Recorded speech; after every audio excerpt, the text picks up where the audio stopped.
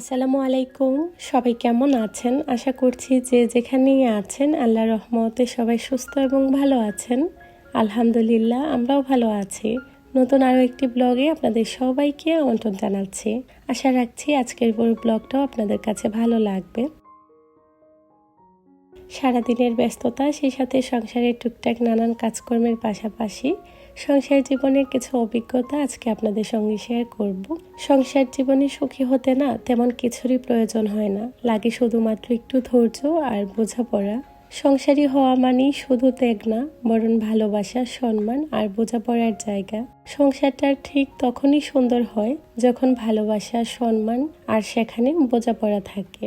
সংসারের সব কিছু নিজের পরিকল্পনা মতো বা নিজের মতো নাও হতে পারে, সেটার জন্য ধৈর্য রাখা অনেক বেশি দরকার। সেই সাথে পরিস্থিতি অনুযায়ী নিজেকে মানিয়ে নেওয়াটাই গুরুত্বপূর্ণ। সংসারী নারীদের ভালোবাসা হলো নিঃস্বার্থ সেই ভালোবাসা যা ধৈর্য, ভালোবাসা ও সম্মান ধরে রাখে।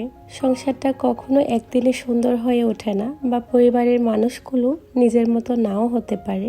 সংসারটা কখনোই একদিনে সুন্দর হয়ে ওঠে না, বা পরিবারের লোকজনগুলো কখনো নিজের মতো নাও হতে পারে। সেটার জন্য নিজেকে মানিয়ে নেওয়াটাই অনেক বেশি দরকার।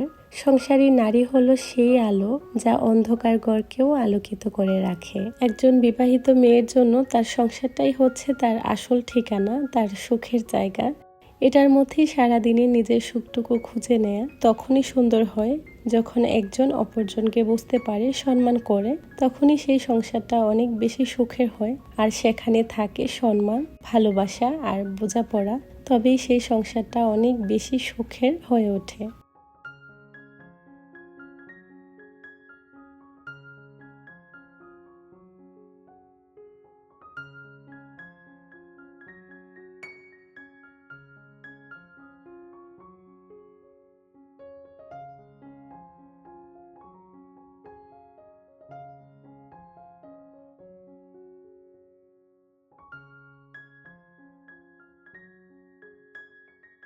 সংসার কখনোই একদিনে সুন্দর হয়ে ওঠে না, সেটার জন্য থাকে একজন গৃহিণীর অক্লান্ত পরিশ্রম, ভালোবাসা আর যত্ন।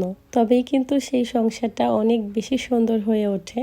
সেটার জন্য থাকে গৃহিণীর অক্লান্ত পরিশ্রম। সাজানো গোছানো প্রতিটা সংসারের পেছনে থাকে একজন গৃহিণীর অক্লান্ত পরিশ্রমের গল্প।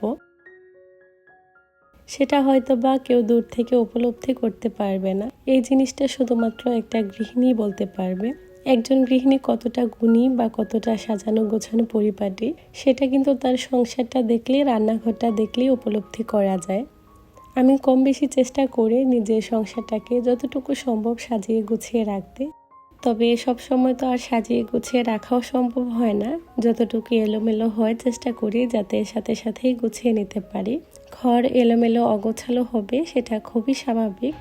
ঘর যে সবসময় পরিপাটি থাকতে হবে তা না, তারপরও বাচ্চারা এলোমেলো করে নিলে আসলে গুছিয়ে নিতে হয়। যখন ঘরটা গোছানো পরিপাটি থাকে তখন কিন্তু মনটাও ভালো লাগে, আর কাজ করেও বেশ শান্তি পাওয়া যায়। তো সবসময় চেষ্টা করি যাতে ঘরটা পরিপাটি করে গুছিয়ে নিতে পারি, যতটুকু সম্ভব হয় আর কি। বিশেষ করে যখন আমি রান্নাবান্না করতে যাব তার আগে মোটামুটি অনেকটা কাজ আমি ঘরের গোছানোর কাজগুলো করে রাখি। এতে করে না রান্নার পাশাপাশি আমাকে আর এদিকটা সামলাতে হয় না। তবে অনেক দিনই হয় আমি রান্না করি, তার পাশাপাশি ঘর ঝাড়ু দিয়ে নিই বা বাকি কাজ গুছিয়ে থাকি। আমরা যারা গৃহিণীরা আছি সারাদিন মোটামুটি সবারই অনেকটাই ব্যস্ততায় কাটে। এর মধ্যেও চেষ্টা করি যাতে অল্প সময়ের মধ্যে কাজগুলো গুছিয়ে নিতে পারি।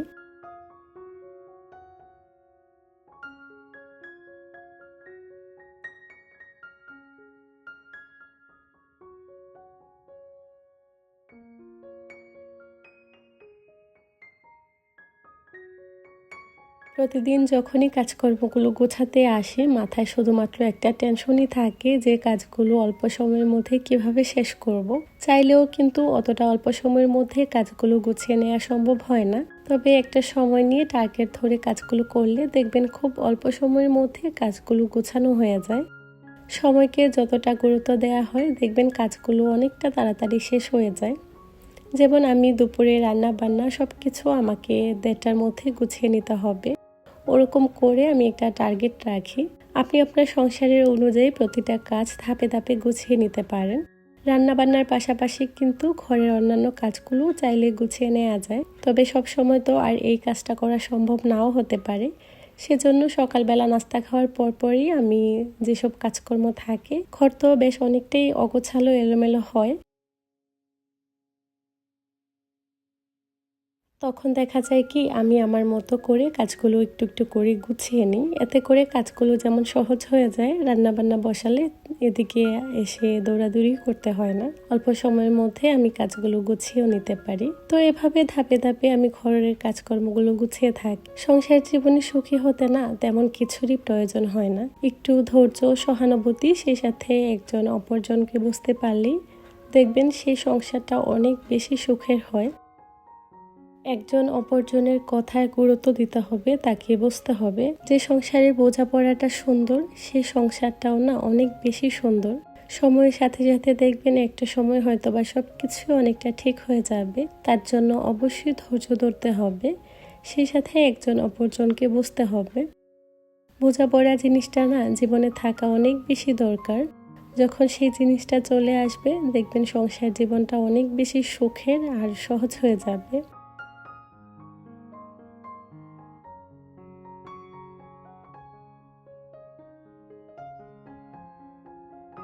সংসার জীবনের অভিজ্ঞতা আমারও ঠিক ততটা বেশি নেই।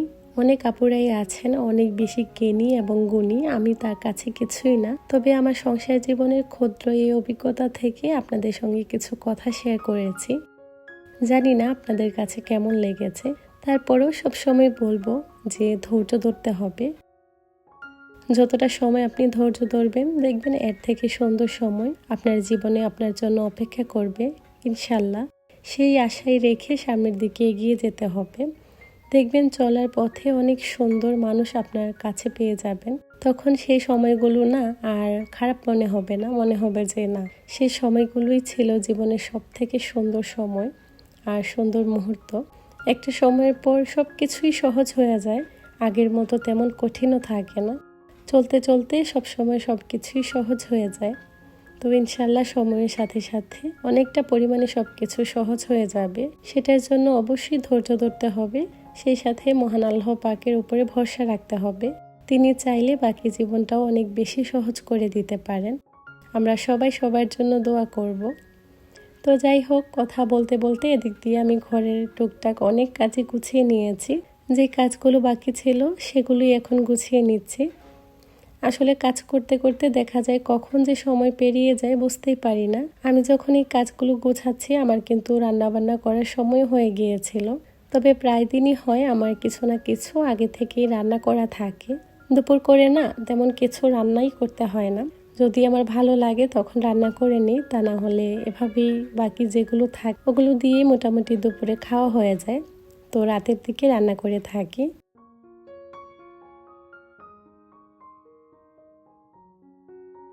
আজকে আমার দুপুরের দিকে না তেমন কোনো রান্না বান্না নেই, গতকালকের একটু চিকেন কারি আছে, ওটা দিয়ে না মাছ ছেলের হয়ে যাবে।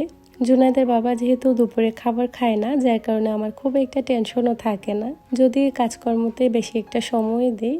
তাছাড়া আমি পরে দেখা যায় কি ম্যানেজ করে নিতে পারি। দেখবেন পুরুষ মানুষ বাসায় থাকলে কাজকর্ম একটু বেশিই থাকে, রান্না বান্না তো আসলে করতেই হয়। তো ও যেহেতু দুপুরে বাসায় খেতে আসে না বা খায়ও না, তো আমরা যা যা থাকে ওগুলো দিয়ে দুপুরে খাবারটা খেয়ে নিই। এভাবে করি আসলে দেখা যায় একদিন রান্না থাকে একদিন থাকে না, ওরকম করি আসলে আমার রান্না বান্নার কাজটা থাকে। তো প্রতিদিনই রান্না করি, তবে হয় দুপুরে না হলে সন্ধ্যার পর, এরকম করেই আসলে রান্না করা হয় আর কি। তো যাই হোক, কথা বলতে বলতে আমি কিন্তু এখানে অনেক কাজ মোটামুটি গুছিয়ে নিয়েছি। সারাদিনের এই ধরনের ছোটোখাটো ব্যস্ততা তো সবার সংসারেই থাকে, এভাবে ধাপে ধাপে কাজগুলো আমি গুছিয়ে থাকি। আজকের ভিডিওটা যারা এতক্ষণ অবধি ধৈর্য সহকারে দেখেছেন আপনাদের সবাইকে অসংখ্য ধন্যবাদ। সেই সাথে যারা এতক্ষণ অবধি আমার ভিডিওটা দেখছেন, যদি ছোট্ট একটা লাইক দিতে ভুলে গিয়ে থাকেন তো প্লিজ একটা লাইক দিয়ে ভিডিওটা কন্টিনিউ করবেন। যারা আজকে আমার চ্যানেলে নতুন প্রথম ভিজিট করছেন, চাইলে ভিডিওটা দেখা শেষ করে আপনি ছোট্ট এই চ্যানেলটিকে সাবস্ক্রাইব করে নিতে পারেন। যারা এই মুহূর্তে এই কাজটি করে নিয়েছেন আপনাদের সবাইকে অসংখ্য ধন্যবাদ।